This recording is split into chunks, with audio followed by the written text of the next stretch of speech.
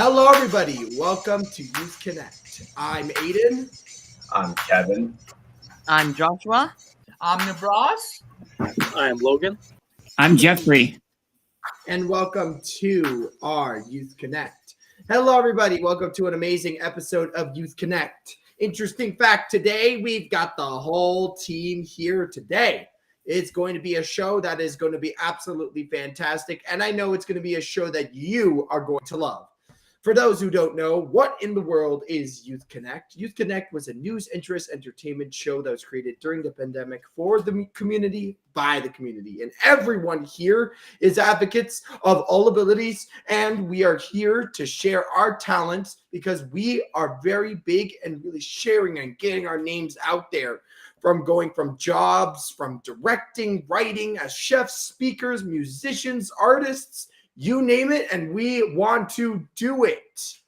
But obviously, the first thing that we always have to do, if you guys know with Youth Connect, we always have to start up with the first thing, which is some gaming news.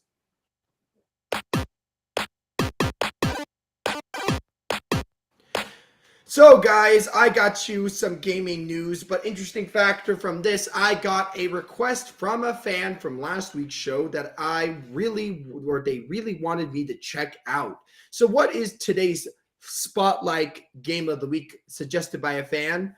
Well, fan, don't worry because I got you. Today's Spotlight Game of the Week is Smooshy Come Home. Now, what in the world? What the heck is a Smooshy? That's a really weird name. Well, what is Smooshy Come Home? It's a cozy exploration adventure game where you play as a tiny mushroom who's trying to get back home. I mean, that makes sense. But who are you playing as? Probably the name that's in the title. Because, of course, you're going to be playing as Smooshy, who is taken from his home unexpectedly and dropped into the middle of the forest. Lost and confused, you must journey through different areas of the forest and find your way back with the help of your new tools and fellow forest creatures. So, what is this game? It obviously is an exploration game, but it's also kind of scary. Imagine being dropped in the middle of nowhere and trying to find your way back home. Well, you're going to be running, gliding, climbing, and swimming your way through different areas of the forest. And you could chat with quirky forest creatures you meet along the way. And some might even offer their help, while others might need yours. But you get to go on different adventures, and you get to go on lots of different types of puzzles, like, for example, light platforming, while others involve some light puzzle solving. So, guys, there won't be some heavy puzzle solving. It's very light and a little bit of light platforming, but it is a game that's very calming. It's a game, if you want to just have a game where you want to explore and still have an end goal, I recommend checking out Smooshy Come Home. It looks actually really good, guys. I think I might need to add it onto my list, but if I'm being honest, I don't know. I'm really more of a faster type of gamer. But obviously, very fast first news because you know who's up next. Next up is Kevin with some all-important news. And, of course, I just cannot wait to hear the interesting fact of the day.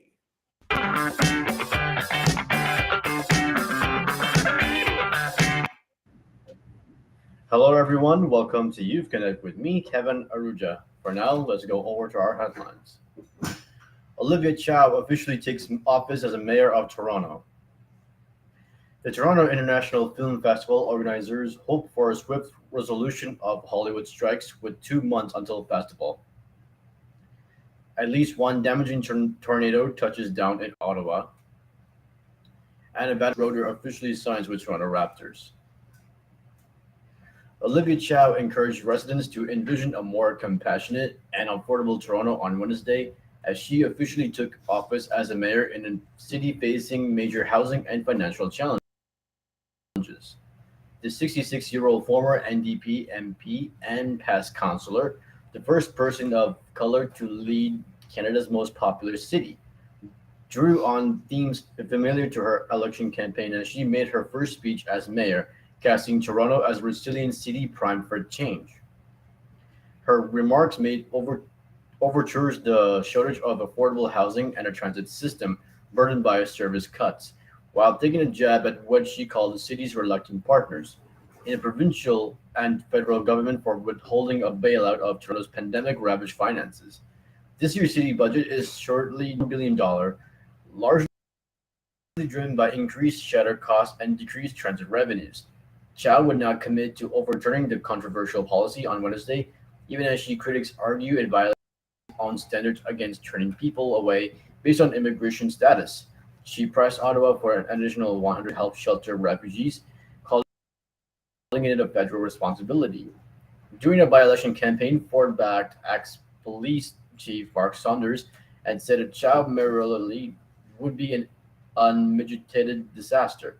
He softened his language after her win, highlighted several files for potential collaboration, such as the transit expansion and housing affordability. The Toronto International Film Festival said it will keep planning this year's festivities despite the impact of looming Hollywood strikes. Thursday, leader of the Screen Actors Guild American Association of Television and Radio Artists, is SAG-AFTRA, voted to join screenwriters in the will shut down productions across the entertainment industry. AFTRA represents more than 160,000 screen actors, broadcast journalists, announcers, hosts, and stunt performers. The walkout affects only the union 65,000 actors from television and film productions. The stoppage has shown no signs of a solution, with no negotiations planned. The strike comes less than 2 months before TIFF 2023 is scheduled to kick off, and after several years forced virtual for the festival.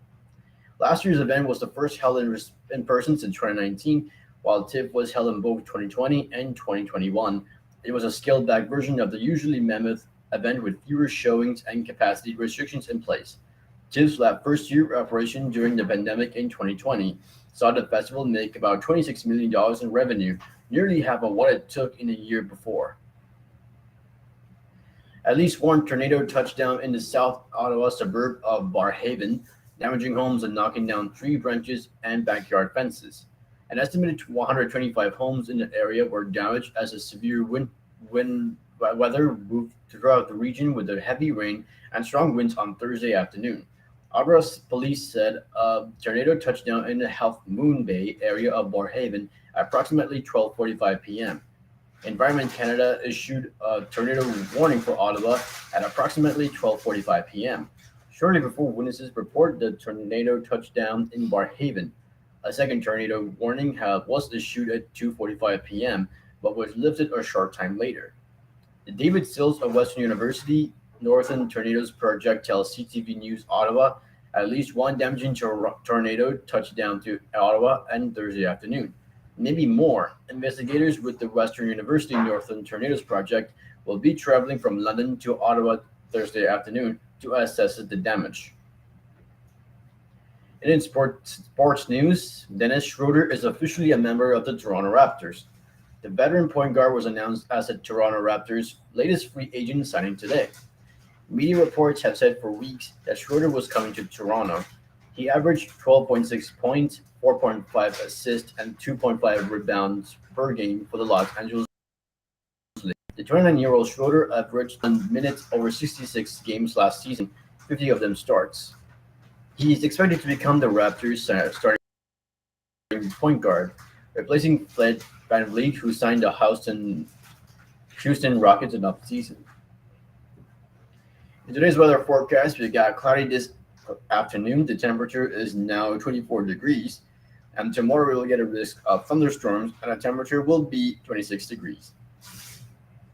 And now for the new topic for interesting fact. You see with the banana tree there? That's called bananas. Going bananas for bananas. So, enough though. Let's get into a story about what it made bananas. So, which fruit has a house of potassium? Before workouts? Yeah, workouts.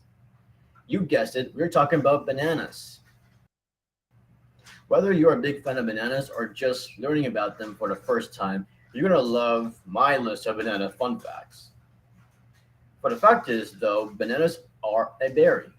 Berries are fruits that have softer outer skin, fleshy fruit, and many small seeds, all of which fit the description of bananas perfectly. Bananas are slightly radioactive due to the presence of potassium in them. But does this mean that eating them is dangerous? Or maybe bananas doesn't give you superpowers though? I'm just kidding. Well, only if you eat then 10 millions of them at once, or over 200 of them daily for 7 years straight. Although bananas are versatile snacks, and of course pre-workout snacks, consuming them before playing some sports or going to the gym is highly encouraged globally. The nutritional composition of these fruits has made them ideal pre-workout snack. They're rich in natural carbs and vitamin B6. Not only meets your energy requirement throughout the workout, but also replaces your fuel reserve after it. Additionally, they're also rich in potassium, which supports your muscle, pushes you to grind harder. Anyways, though, we reach segment. Tune in for next week's news, weather, and very interesting facts. And I'm sending you back to Aiden. See you next Friday. Okay, so I will say this, guys. I'm not the biggest fan of bananas. Bananas are a very strange taste. But you need to remember that bananas are the main source that people go for that delicious potassium. So, I mean, it is a very good fruit. But I will ask, because everybody has their preference, do you or do you not like bananas? Are you guys a fan of bananas? Are you guys not a fan of bananas? I will stop you right there, Aiden. I disagree with you. I love bananas, and they're a good snack. If you're hungry, just take a banana or two, and they'll fill you up. I love bananas. All right. That's a Nebraska likes fact. bananas. I will ask everybody else, do you guys like bananas? So, I love them. you, Jeff, do you I like do. bananas? I do love bananas. Okay. Logan, do you like bananas? Yes. Bananas. Kevin likes Yes, them? banana. Okay. So everybody here likes bananas. Listen, guys, the only things that I can eat banana in are banana pudding and, banana bread or things like that. But bananas on their own, I just can't do it. It's a little bit too strange for me. But thank you so much, Kevin, for all the news that you share, because it's always interesting. But my favorite always is the interesting fact of the day. Time to move on to our second gaming news. So I will talk about this because this is quite interesting. I mean, it's not as crazy as you might think. If you guys know, in Tears of the Kingdom, Link's challenge is to take down a grand evil threat to save the world of Hyrule. But while many players choose to take on the game's final boss, Ganon, with a traditional means of sword fighting and parrying and all that, some people have found more clever ways of humiliating Ganon's plans. I will say this, the Legend of Zelda Tears of the Kingdom features your usual good versus evil high fantasy story, with the fate of the world resting on Link's shoulders. He's given a variety of powers to navigate the world and take on his foes, but one such way is the Ultra Hand, which lets Link construct virtually any type of structure or vehicle or machine that he feels like he wants to create. And players can use it to create vehicles, weapons, or in this case, tight enclosures to seemingly break the AI and leave Ganon standing around doing absolutely nothing. So, obviously, my greatest thing that I want to talk about is literally the entirety of the community has been finding ways to break Ganon's AI. And one of the main things is Ganon was put to work at a fruit stand. That's right. The Prince of Darkness was put at a fruit stand. So imagine this. There's a fruit stand of Ganon just trying to figure out where in the world he is. And for some odd reason, the AI gets broken when put inside a small, tight enclosure. So why am I talking about this? Well, I feel like if you guys see the picture, if their picture is up, I don't know if it is up, but I will explain it to you like this. Anytime an AI is put into a small enclosure, the AI breaks. So what happens is that when you look at it, it looks kind of silly because sometimes he's trapped in a maze, or for example, he's trapped inside of a fruit stand. Look at this. This is absolutely ridiculous. There's fruits. He has a fan in the back. He has an entirety of a sign. Yeah, for some odd reason, Link and Zelda fans can just do that because they think it's super funny. And I think it's absolutely hilarious because if you guys check on Twitter, there is a bunch of different types of kind of like machines, like lasers and like a maze, or even they trapped him inside of the Triforce. One person literally commented And let me just say this, they commented with literally something under the lines of, this was a better seal than the one they usually put on him, which is trapping him inside the Triforce. But for some odd reason, if he gets trapped inside of a maze or a small tight enclosure, he will be stuck there for the end of time. I absolutely love that news. Guys, if you play Tears of the Kingdom, try to find new and funny ways to fight enemies or build machines to your heart's content, because that's what Tears of the Kingdom is all about. Anyways, though, next up, we're going to be having Joshua with his good story news and, of course, animal news.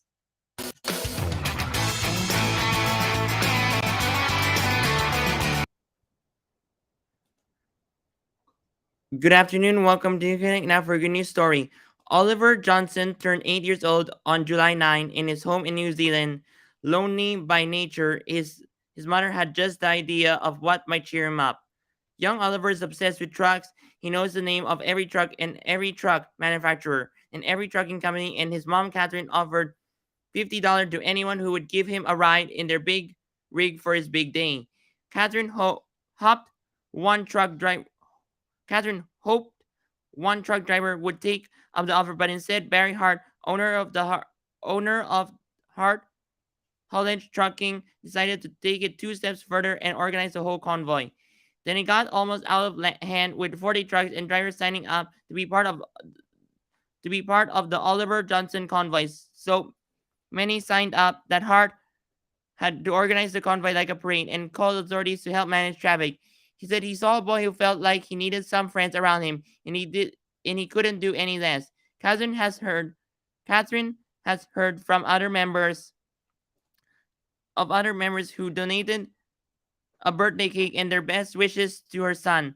I would like to say a massive thank you from the bottom of my heart and my husband's heart, and for just giving up your time, she said. I just can't get over the community, how wonderful everyone's been.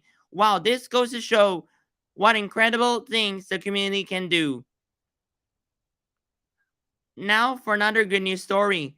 From a Knoxville fire department comes the bizarre story of a small world encounter when a high school graduate named OT was interning there and thought he was meeting the firefighters for the first time. Unbeknownst to him, some of the firefighters had already had the pleasure of making his acquaintance when Odie was buck naked, quivering from the light from his mother's bedroom after they helped deliver him 18 years ago. OT Harris is the seventh son of Letitia Hall. Around 7 p.m. on New Year's Day 2005, Letitia asked her mother to call 911, knowing this baby wasn't waiting for anyone.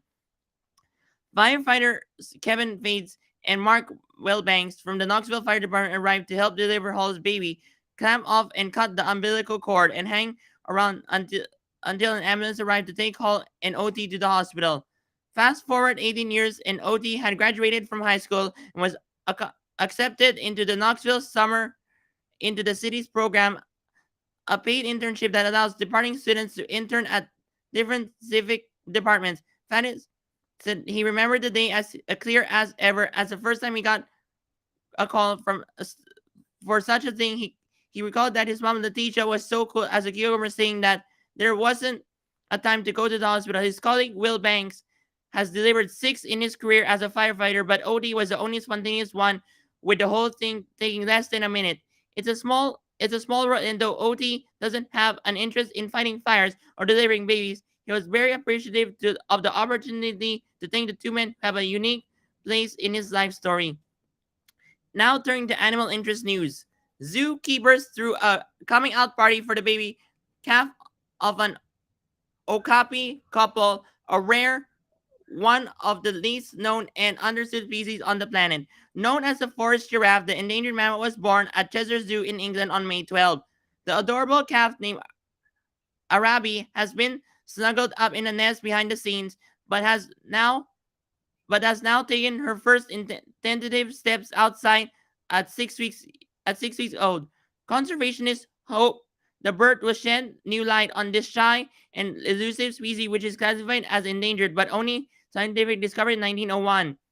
Arabi's namesake is a village located in Okapi Wildlife Reserve inside the only country where okapi are found, the dramatic the Democratic Republic of Congo in Africa. It's estimated then that fewer than 10,000 remain in the wild, living in the dense rainforest where their zebra stripes act as camouflage. Mike Jordan, Animal and Planet Director at the zoo, added, the arrival of this okapi is only a cause of celebration, but also a significant milestone in our ongoing commitment to the conservation, and protection of this charismatic species. The okapi is the national symbol of the Democratic Republic of Congo and is protected under Congolese law. However, habit loss, poaching, and prolonged periods of conflict have made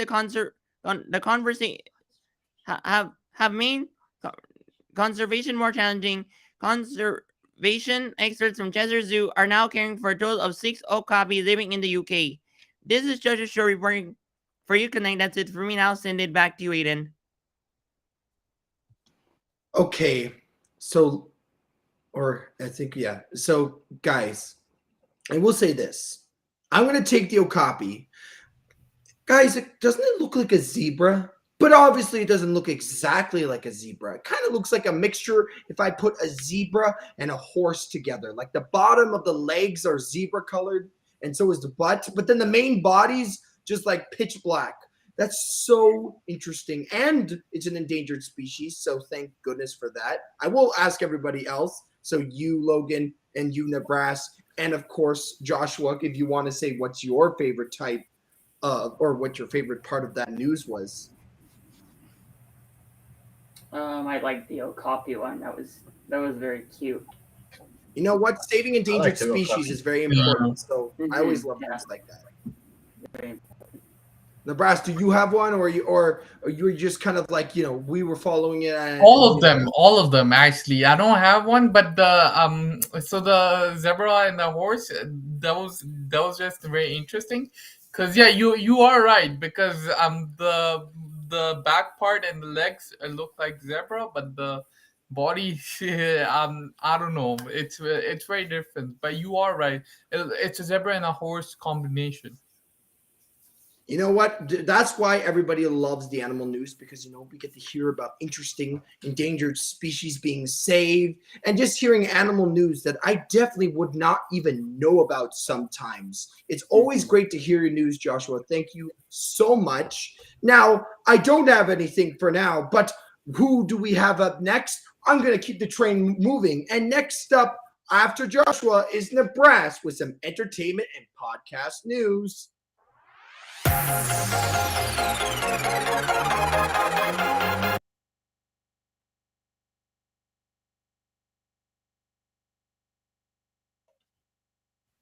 Hello, everybody. How are you guys today? My name is Nibras Khan, and I'm for the entertainment news. Let's get straight on our top story. And our top story is about. Wait. I'm getting a call. Hello? Wait, what? I just got big news. We have a special guest. And the VIP guest is my cat. She's behind me. She's sleeping right now. And she's really relaxed, so she's in my room. But usually she's downstairs. Luckily today she's in my room. Now to my first story. My first story is Warner Bros. Discovery is giving a glimpse at the early days of Willy Wonka. Yes, Willy Wonka's Chocolate Factory, with the first trailer of Wonka. The movie's name is Wonka. Starring Timothée Chalamet as a young Wonka, the film showcased the origins of the chocolatier, from how he developed his beloved recipes to how he met the Oompa Loompas who would one day tend to his factory. The trailer shows his rise as he works tirelessly gathering ingredients and making plans to open the greatest factory known to man. The trailer shows Chalamet as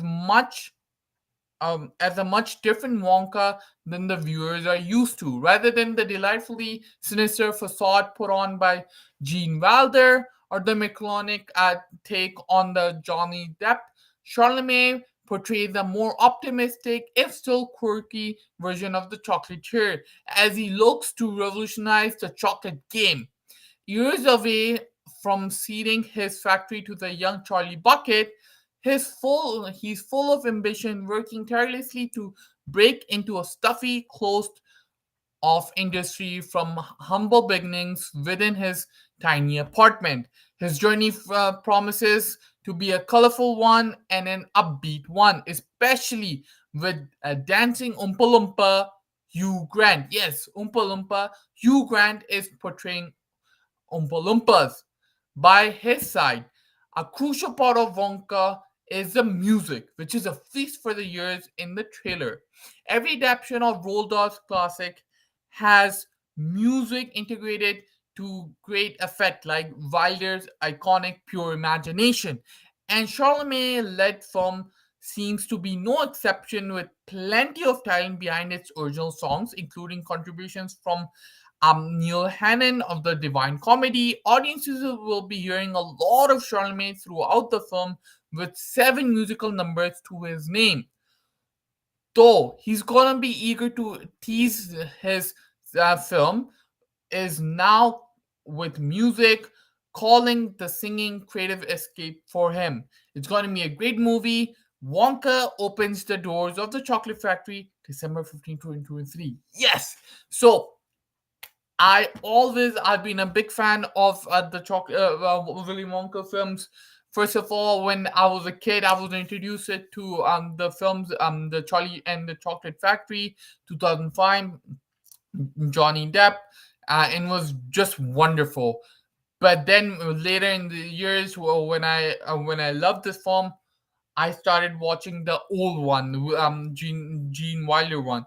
It was amazing, and it's just amazing that they're just getting started with another one.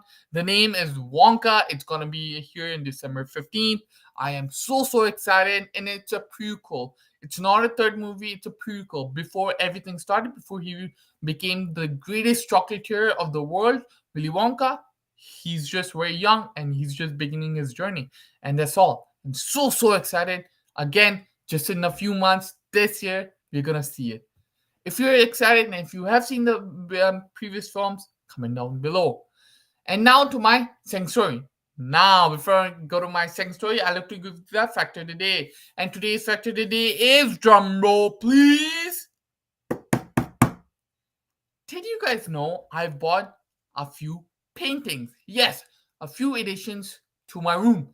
The first one is this one.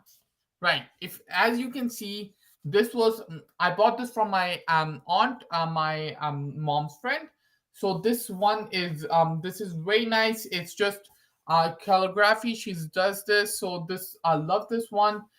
It's behind my computer, so I keep it on my table. It's small. I don't want to hang it. It just looks nice. And this one was expensive. My mom was a little angry because it is, but I love this one. And it was she put on a stall. So when I saw her, I immediately bought it, and I love this one. The second one. Give me 2 seconds. Let me take a roll.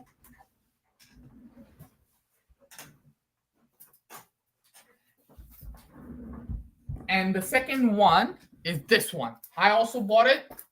I love this one. So as you didn't know, I love paintings, art in my room. So I love to hang them. I love this one. It's just a beach. It was a painting I just bought from journal store. Again, if I see something I like, I will buy it. But if it's too expensive, I will stop there. But again, it's just just a general knowledge that it just to make your room more lively, more alive. Just get paintings. I like to do that. Just I'm a lot of like pieces. Like I like Avengers. I have a big one of that in my this side of the room, and just love it. And now to my second story. My second story is a podcast. Yes, it is a podcast. So the podcast name is Level Design Lobby. Level Design Lobby. This podcast focuses largely on the art of game level design. Yes, video games, and how levels work within the larger game. A technical podcast for designers looking to improve their game theory. This podcast also includes reading recommendations for people wanting to further their skills even more. So this podcast is for gamers, video gamers, and like video gamers to game designers. If you want to design a video game, this is a podcast. The host go step by step. What are the steps? How levels are made? Just interviews a lot of people who have made big games. Just general knowledge. It is a podcast. If you just like to listen to podcasts, just to cooking and doing anything, it's just general knowledge going to your brain. If you are a gamer, just wanting to learn about design, game design, this is a podcast for you. So this was recommended by my friend. He's a video game designer. He's going to a university for design, and he'll be a video game designer. So he recommends this, and he listens to this. It's just general knowledge going to your brain. Again, it's a really nice podcast. I highly recommend it. Level Design Lobby. Again, Level Design Lobby. And that's all from me. As always, this is Nibras Khan for Youth Connect. I'll see you all next week. Thank you. Take care. Back to Aiden. Bye, guys. Thank you. I will say, Nibras, out of all of those news, I feel like the Willy Wonka movie sounds quite interesting. I've been seeing a lot of people remaking old classics in a new and unique style. And the way that you explained it makes it sound like this is going to be a prequel to the Willy Wonka Yes. movie, which sounds so brilliant. So a lot of if you, I really I recommend watching the trailer. So if you go down to comments, a lot of people are saying that it's a third movie, but no, it's a prequel. It's before starting everything. Before he, like I said before he became the Willy Wonka, it's before that, and just love that part. I'm so excited. All right, that sounds quite interesting. I think that I'm going to have to keep my eyes peeled because I love the Willy Wonka original series. I mean, it's an old movie. Just seeing something being brought back, I always say back from the movie dead, is always great to see. And you know what? It makes me intrigued about how this is going to go. Is it going to go good? Is it going to go bad? Because you know what? Bringing something back up, it's risky. But depending on how they do it, it might turn out good. Yeah. And I'm hoping for that good results. Thank you so much, Nibras. And now, guys, we can move into our final gaming news, which is our board game of the week. I love my board game of the week because you want to know why? It's similar to video game of the week, but it's a board game, not a video game. So sorry, video game fans. This will not be releasing on PC, but will be in a box. Now, what is today's board game of the week? Well, today's board game of the week is called, have we done this before? Nuh-uh. We've done Everdell, but now we're going to Everdell Far Shore. So, what's going on? The Forever Sea is calling. The rugged coast of Everdell Valley is a land brimming with adventure and mystery. Stalwart sailors search for bountiful islands and valuable treasures. Dutiful monks inhabit abbeys and scriptoriums, meticulously translating and illuminating. Hard-working folk gather resources and build their cities in unison with the ever-changing waves of the mighty ocean. Welcome to Everdell Farshore, a standalone game set in the country of Farshore, obviously. Through each season, you lead a crew of critter workers to build up a prosperous city to explore and enchanting oceans beyond. You must plan your actions carefully in order to build and to sail, for only by adapting to the winds of change that you will succeed. The wind is high, the sun is breaking the horizon. It is time to set sail for adventure. That is quite a big thing. Now, guys, Everdell is a board game, but Everdell Far Shore is the kind of like a sequel to the board game. So if you like Everdell, you're going to love Everdell Far Shore. Remember, if you like to be a sea captain, this game is for you. But next up, who do we have next? Next up is going to be Logan, and I just cannot wait to hear what kind of cooking knowledge he has to share.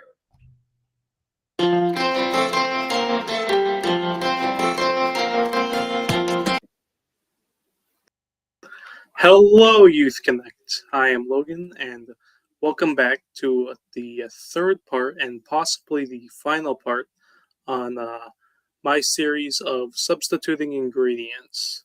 I don't know if this will be the final part. I'm kind of running out of ideas for the series, but we'll see next week. So, last week we covered alcohol substitutes, and then this week I will be covering baking substitutes. Just a few substitutions for certain baking ingredients. So the first ingredient I'd like to talk about is buttermilk. Now, when explaining the general purpose of buttermilk in certain baked dishes, it adds moisture and also tang to recipes because of its acidity. Because of that acidity, it also helps activate baking soda. You know what happens when you mix those two. Produces a lot of bubbles, helps the bread rise, yada yada.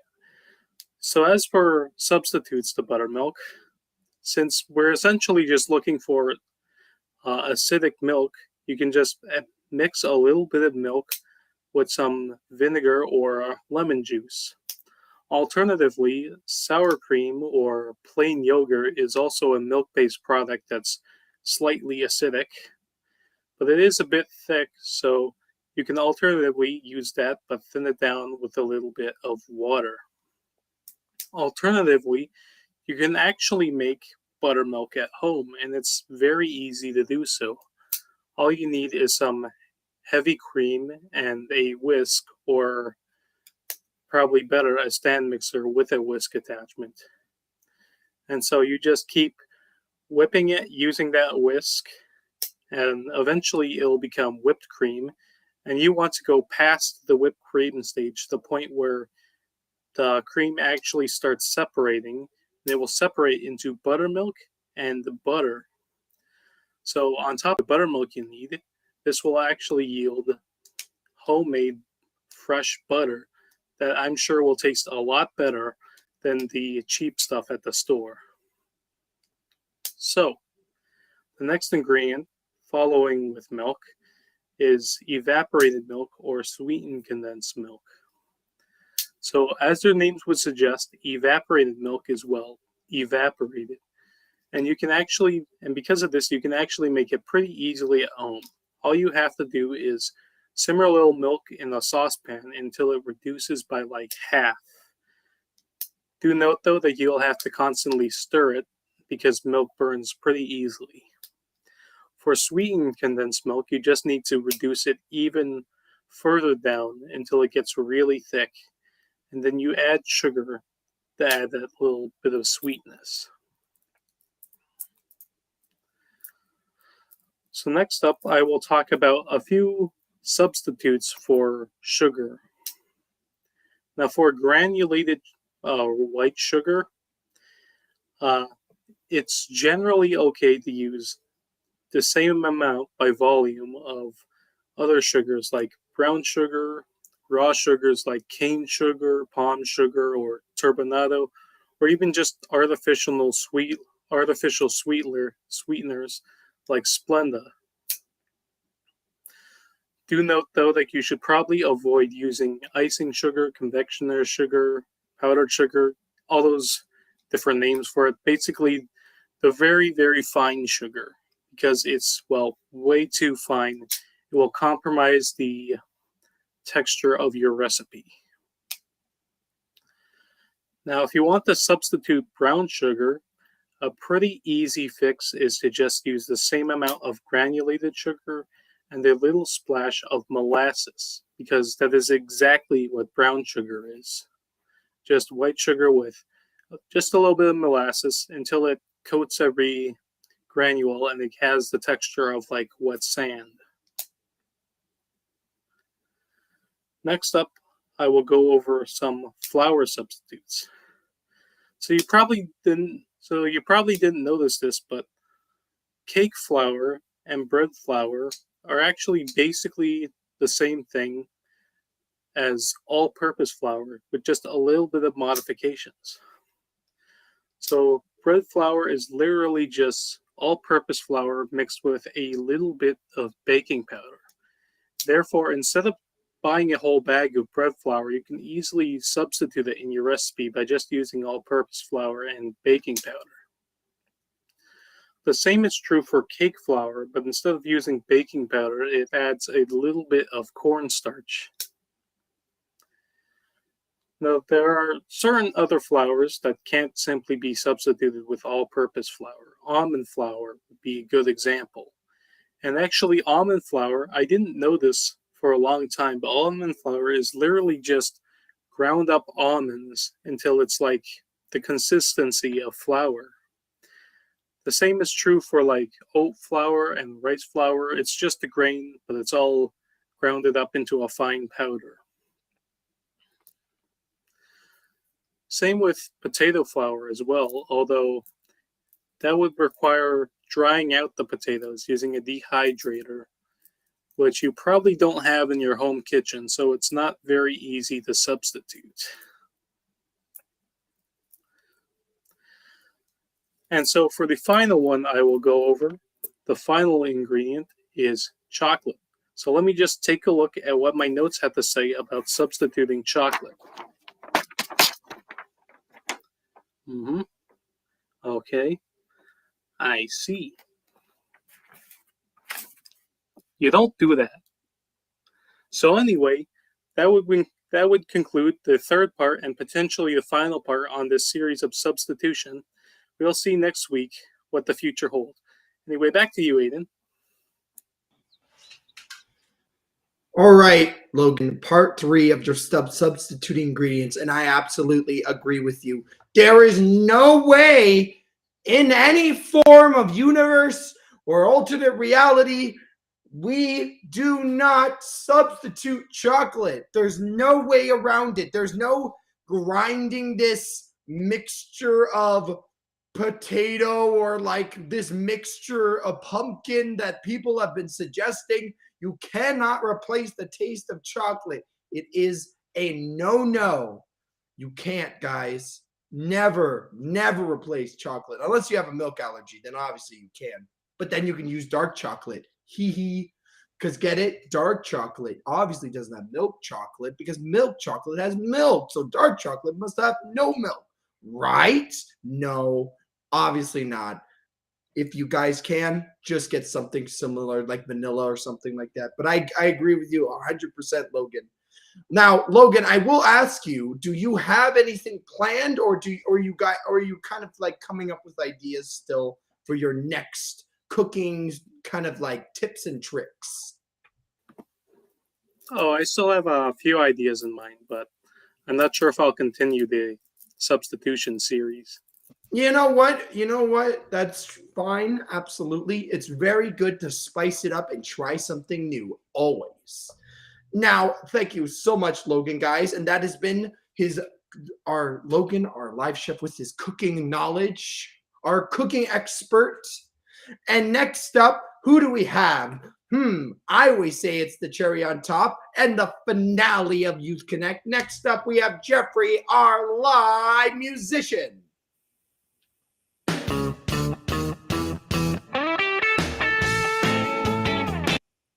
Hi, everybody. This is Jeffrey, your live musician, and I'm going to be playing a very wacky song about a fish named Jerry and a steak named Cora. So hope you like it.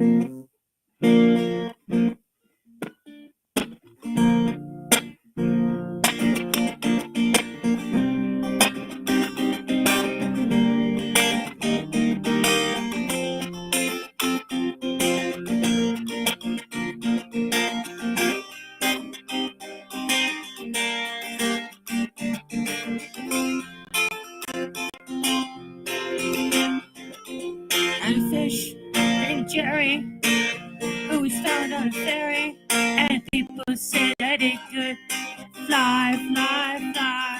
When I tried, it won't involve instead. It was all a lie. Jerry swam in the dam like he dipped in a swirl, and he jumped and he bumped. Even gave a fishtail bump. Come on, Jerry, whoop, whoop, whoop. You are so merry, whoop, whoop, whoop. You went for a dip, and he dared to flip, whoop, whoop, whoop.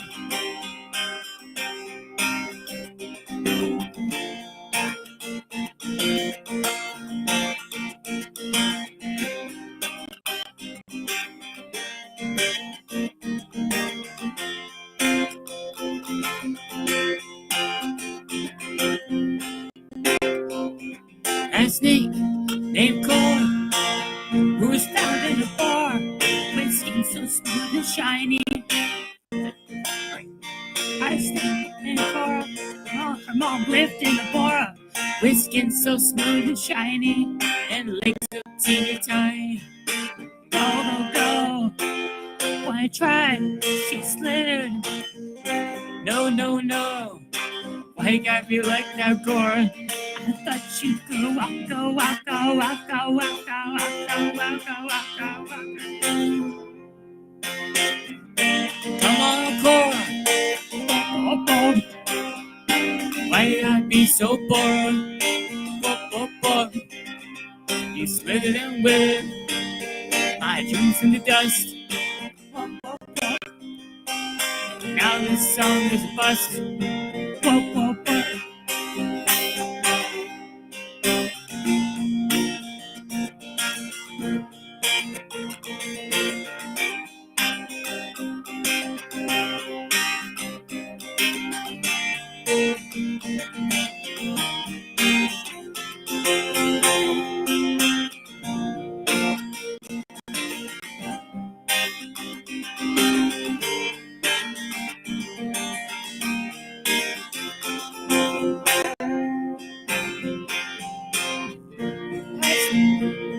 A snake named Cora.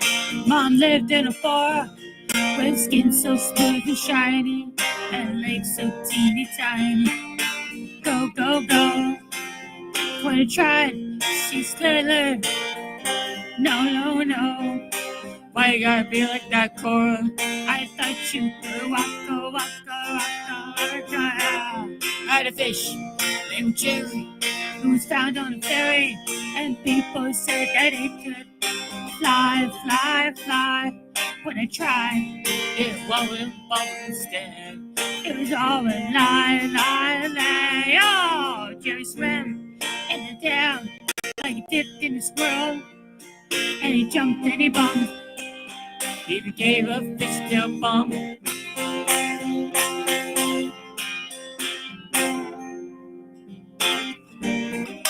Come on, Jerry. Whoop, whoop, whoop. You are so merry. Whoop, whoop, whoop. You went for a dip, then you did a flip. Whoop, whoop, whoop.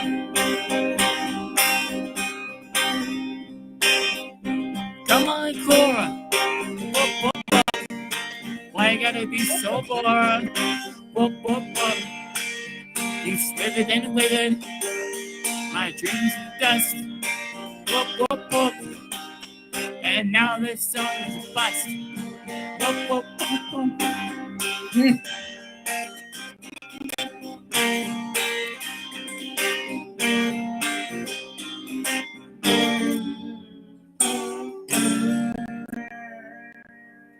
Thank you, everybody.